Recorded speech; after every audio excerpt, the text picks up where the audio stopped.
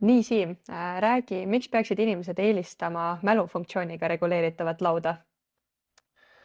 Ilmselt ikka sellepärast, et inimesed saaksid enda eelistuste järgi seadistada siis enda töökoha. Aga räägi, milliseid seadistusi võiks kasutada? Meil on 4 erinevat seadistust ja ma kohe näitan, missugused need on.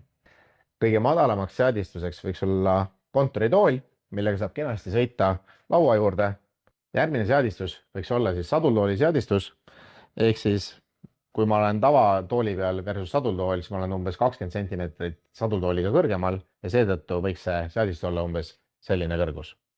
Kolmas seadistus oleks siis meie enda staatiliseks seismiseks ja nagu te näete, siis võrreldes sadutooliga on see jälle paarkümmend sentimeetrit peaaegu kõrgemal.